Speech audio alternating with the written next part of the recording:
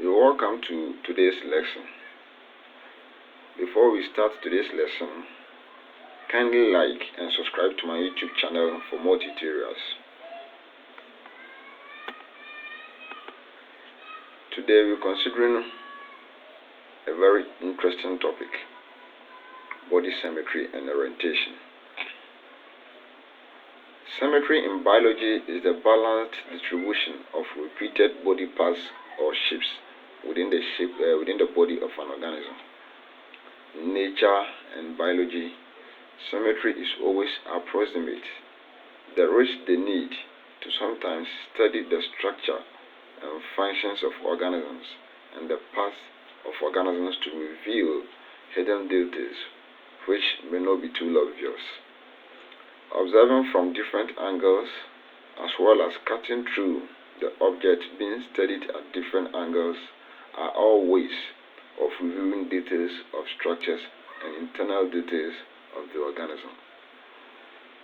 This topic or this lesson is going to review the body symmetry and then the various types of sectioning in biology. So basically, body symmetry is the regularity in the arrangement of a body such that that body can be divided into two halves in a plane or more than a plane. Yes. The shape and then the arrangement of the parts of the organism determines whether that organism or that body or that object can be divided to produce two identical halves in one or more plane. Sometimes the measuring line that divides a body into two equal halves is what we term as the line of symmetry. Sometimes when organisms are divided, they produce two equal halves, and at other times, after the division of the organisms, we are not able to get two equal halves. So the division of an organism to produce two equal halves is what we term as symmetrical, and the division of organism or an object to provide or produce non-identical halves or two different halves is what we term as asymmetrical. Now let's consider the types of symmetry. We have the bilateral symmetry, we have the radial symmetry.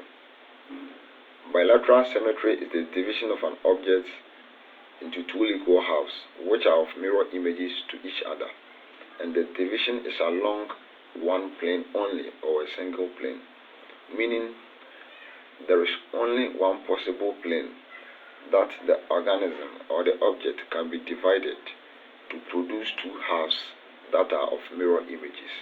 What do we mean by mirror images? Mirror images in the sense that after the division, the half produced is exact or is same as the other half produced.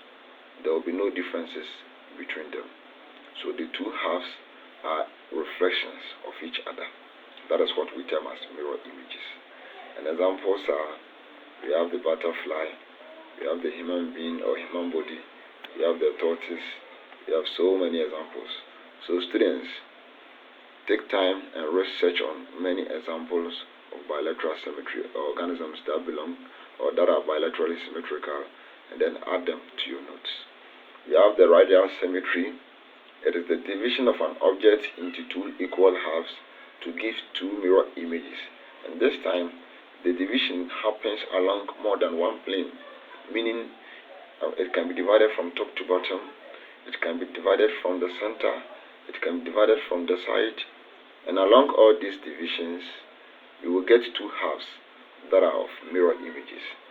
So the clear difference between bilateral symmetry and radial symmetry is the plane in which the division happens. In bilateral symmetry, it's along a single plane, but in radial symmetry, it's along more than one plane. Yes. Now, let's look at examples of some radial symmetry objects. We have the orange fruit, we have the potatoes, and we have an organism, Hydra. Yes. Hydra is an organism that lives in fresh water. belonging to the phylum Nidalia and then the class Hydrosia. In fact, biologists are much interested in the Hydra because of their regenerative ability. Regenerative in the sense that they do not appear to die out of old age, or they do not appear to age at all. They always look same. As and when time grows, they are still same. Yes. Let's consider drawings of some examples of bilateral and then radial symmetry. We have the butterfly. The butterfly was divided from top to the bottom. And after the division, we realized that we have mirror images along each side. Let's take this side to be side A, and let's consider here to be side B. Inside A, we have one antenna. Inside B too, we have an antenna. Inside A, we have wings, the wing of the butterfly, and we have the exact wings too at side B. So it is clear that the division through from top to down of the butterfly gave us mirror images of each other. What is found in A is also found in P. Let's check this division. If it was divided like this, though we would have gotten two halves, but it will not be of mirror images to each other, because the top part would have been the head, the antennae, and then some part of the butterfly.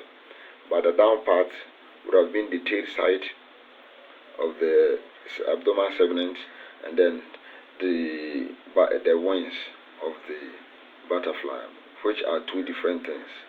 That is why we say mirror image. Mirror images must reflect the same thing. What is at A should be at B. So per the section that divides from top to down gives mirror images, and that is the only way that will produce mirror images. Apart from that, if it is divided sideways, you will not get mirror images. Likewise, if it is divided sideways like this, you will not get mirror images. So mirror images comes as a result of the division from only the middle part, that is top, to the down, and that is what we term as bilateral symmetry. Let's look at this orange. This orange has been cut, or it has been sectioned, and this is the internal environment. This orange can be divided through several ways to produce two halves that are of mirror images. Let's look at it. From top to bottom, we are getting two halves, one side here and then one half here, one half here, one half here, which are the same. When we divide from this through the center, we are getting one half here, one half here, which are the same. When you even divide through sideways, we are getting one half here, one half here, which are the same. So there are so many ways, or so many planes in which an orange can be divided to produce two sizes which are of mirror images. And when that happens, we term that symmetry as a radial symmetry. Now, let's look at section or sectioning.